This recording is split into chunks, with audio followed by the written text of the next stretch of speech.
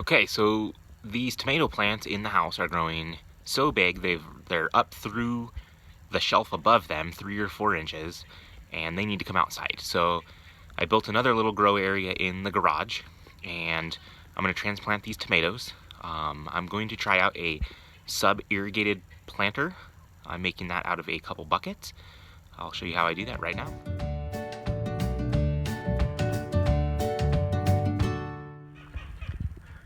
Okay, so I started out with 2 buckets.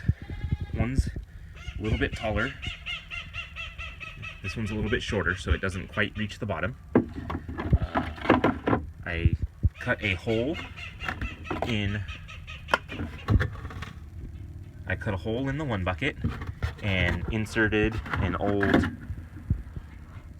planter cup in there. It has holes in the bottom so it can be down in the water and wick the water up into the tomato plant. What you do is you mark the height of the bottom of the inner bucket, measure 1 inch down, and drill a drain hole. That way your water never actually touches the inside of the inner bucket.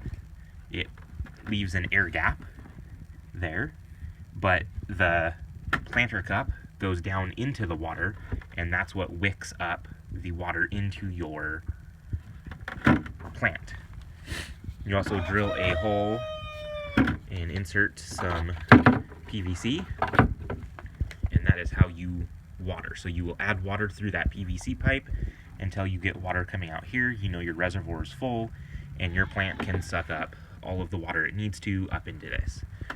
I'm going to go grab that tomato plant, and we are planting in Full Circle Compost Soar. This is their potting mix. Full Circle is known around here as the best soil and compost you can get. So I stopped by the store and grabbed a bag of this, and we're going to get this tomato planted up and get it in the garage here. Okay, here's the tomato I'm transplanting. The only problem is these roots are so thick and overgrown they will not allow me to take the net cup off. So I'm going to have to go grab the cutters and cut the plastic apart on this and try to get this net cup off of the root so I can transplant this.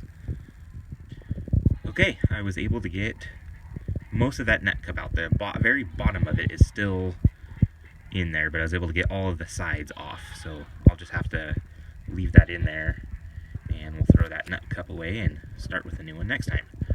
Let's get this thing potted up in here. Okay, there's our first tomato planted up.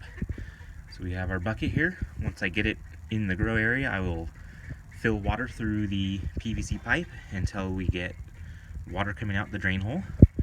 We added a stake and a couple ties to get it growing in the right direction. And now we'll go stick it back under the grow lights and see how it does in the garage. Okay, I added water, and you can see I went too far because now we are pouring out our overflow. But at least we have the overflow in there so we know how far to go. So as soon as that stops, that'll set our water level in the bucket, and we'll see how this does under lights. This is the celery that I threw in there. It was just barely growing in some water, and now we got some celery stalks growing up, so we'll see how long this will go for. Lots of good roots though. So we have our tomato there. I have a second Roma tomato here, and this one is still in hydroponic solution. I'm going to try to grow this one as long as I can. This is an old Clorox wipes container, and I just cleaned it out and filled it with hydroponic solution. So I'm going to see how what the difference is between keeping it in hydroponic solution versus planting it in soil. And then our celery and a strawberry that we're overwintering in here. I was going to see if I could grow strawberries all winter, but it seems to have gotten too cold. So that's everything out here in the garage. Let's go take a look at how everything else is going inside the house. You can see here how much moisture we got going. We got a little miniature rainforest. Got tons of lettuce, Mizuna, Swiss chard, there's oak leaf lettuce back there. We've harvested a couple times out of this already. Been able to have multiple salads. Got more lettuce down here. There's more lettuce that we just restarted after we cut and harvested. And those net cups we replanted right in the same net cups. This is Mizuna, and in the back here there's some large Swiss chard. That's all rainbow chard and pink chard. But you can see how well all of this is doing. I'm going to do a test between the purple lights and the clear lights to see what grows better, just to see. They both seem to do pretty well. These ones seem pretty leggy though. These are supposed to be more of a they're a leaf lettuce, but I don't think they should be growing long stalks like this up towards the light. So I'm wondering if the stronger purple lights will be better for growing the lettuces and stuff. And you can see down here we've got peppers and more tomatoes starting down here. So it's doing well. This has been a really fun project so far, being able to grow these greens in the winter in the living room. And we've had plenty of greens.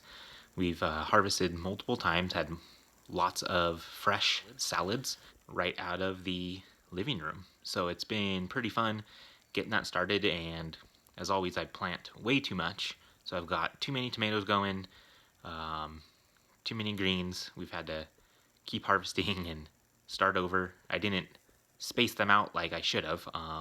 What I think we're going to do now is start maybe 2 of those net cups every couple days, and then that will give us a succession of greens finishing and ready for harvest versus planting up an entire greenhouse and having everything ready at the same time and having way too many greens.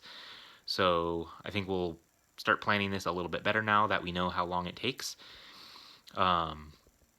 Using this system, those are 45-day plants, but because we are using 18 hours of light per day versus 10 hours of light per day, we can actually grow these in 25 days. So we can actually grow a 45-day plant in 25 days with using artificial light versus natural sunlight. So that's kind of cool too, is we can go from a seed to a full head of lettuce in 25 days. So as we learn more about this system, we can kind of start planning how we are planting these net cups out and how they grow. We'll just learn more and be able to make it work for us so we can have fresh greens all the time. Thank you guys for watching. Subscribe and like if you like this video, and you guys have a great week.